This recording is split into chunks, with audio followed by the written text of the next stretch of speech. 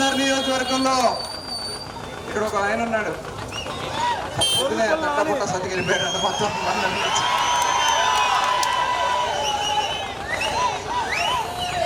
అధికారం ఉంది కదా అని వెళ్ళవీగితే ఎలా ఉంటుందో చూపించారు.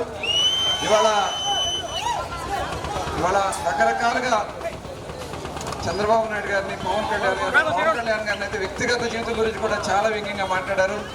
నిజంగా చెప్పు చెప్పంటే ఎలా ఉంటుందో చూపించినటువంటి ఘనత నిజంగా బందర్ నియోజకవర్గ ప్రజలు.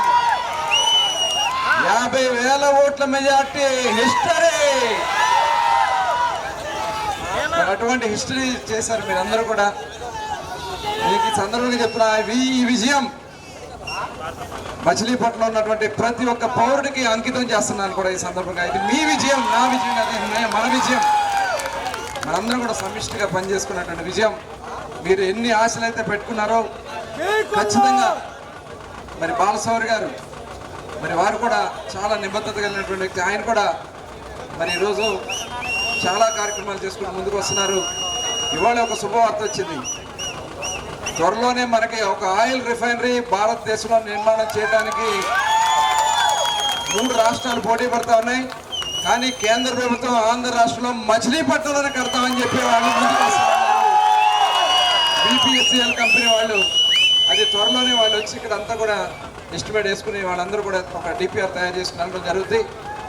నేను ఖచ్చితంగా మీకు ఆ రోజు చెప్పాను, బందరు చరిత్రలో రాబోయే 5 సంవత్సరాల సువర్ణ అక్షరాలతో లిఖించడం అనేది ఖచ్చితంగా నాకు వచ్చినటువంటి ప్రతి అవకాశం మీరు ఏ రకంగా అయితే నిలబెట్టారో ఇవాళ చంద్రబాబు నాయుడు గారు, పవన్ కళ్యాణ్ గారు కలిసి మన నియోజకవర్గానికి మంత్రి పదవి ఇచ్చారంటే నాకు కాదు, అది మన నియోజకవర్గానికి ఇచ్చారని కూడా నాకు వచ్చినటువంటి ప్రతి అవకాశం నేను కానీ, బాలశౌరి గారు కానీ, కొనకళ్ళ నారాయణరావు గారు కానీ, బండి రామకృష్ణ గారు కానీ మేమందరం కూడా కష్టపడి రాబోయే 5 సంవత్సరాలు బీజేపీ కూడా మన సపోర్ట్తో ఉంది కాబట్టి ఖచ్చితంగా మన అందరికీ ఒక సువర్ణాక్షరం లిఖించడం వస్తుంది. తప్పకుండా మనం అందరూ ఎన్నో కష్టాలు పడ్డాం, ఎన్నో ఇబ్బందులు పడ్డాం. దిలీప్ని అయితే ఇంటి పాల్గొడతాకి అనేక సార్లు మున్సిపాలిటీ వాళ్ళు బయలుదేరి వచ్చారు.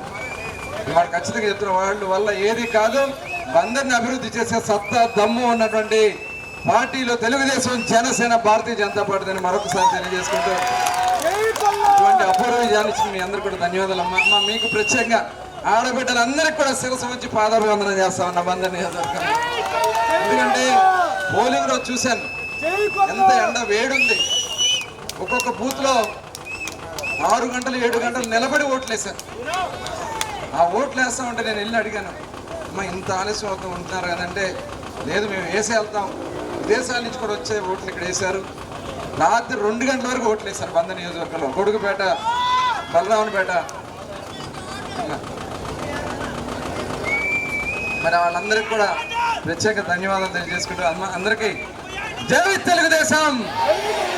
నమస్తే ఫ్రెండ్స్, నేను మీ రూపిణి. మీ అందరూ చాణక్య ఛానల్లో వీడియోస్ చూస్తున్నారు కానీ వాటికి లైక్ చేయట్లేదు అండ్ సబ్స్క్రైబ్ చేయడం మర్చిపోతున్నారు.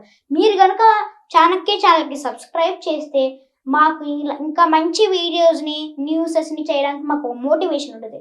Thank you and don't forget to subscribe Chanakya channel.